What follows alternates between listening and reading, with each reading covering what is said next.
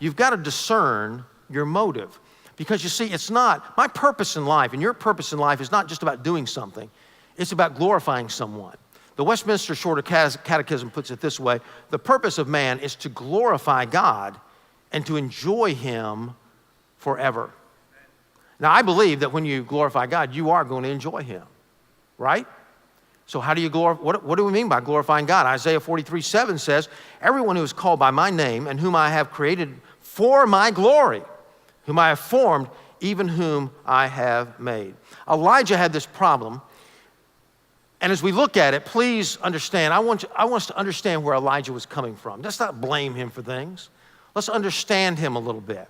Here was a prophet of God who, as he said, if we can just look back to verse 13 or 14, he says, God, I've been zealous for you, the God of hosts, for the son of Israel have forsaken your covenant, torn down your altars, killed your prophets with the sword.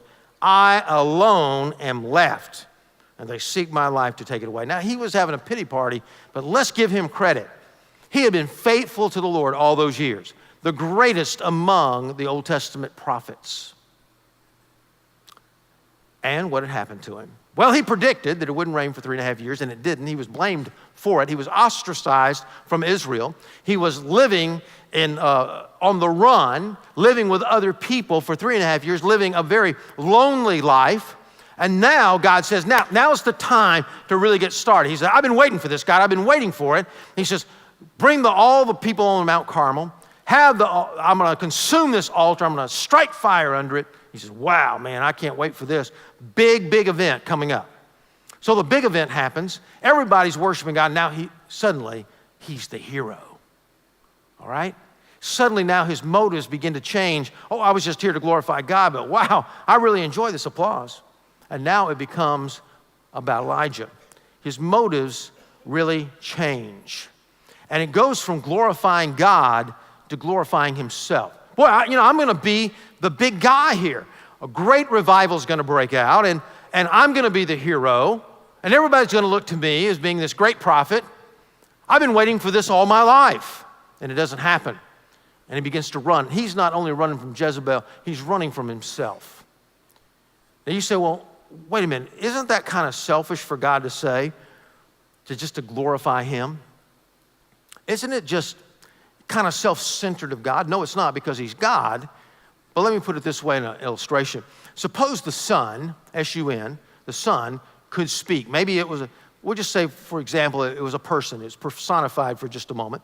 And the Son was talking to the earth, and the earth said back to the Son, I am tired of orbiting around you. It's all about you, Son. It's just all about you. I want it to be about me. And so I want to go in my own orbit. And say, oh, don't do that. If you do that, you'll either burn up or freeze everybody on your planet. No, I don't think I'll do that. I just don't feel the freedom here just to be orbiting around you and making you the center of everything. And so the earth just gets out of its orbit, and of course it's destroyed. You see, if you can just imagine God being the sun, he's the center of it all. And we're orbiting around him in perfect orbit around him, doing what he wants us to do and in his will, then everything works out great for us. But the moment we get out of his will, then that's when we have problems. J.D. Greer has said it this way, a pastor up in North Carolina: make yourself the center of the universe and nothing will work for you. Make God the center of the universe and the entire cosmos is realigned for God to fulfill his purpose in you.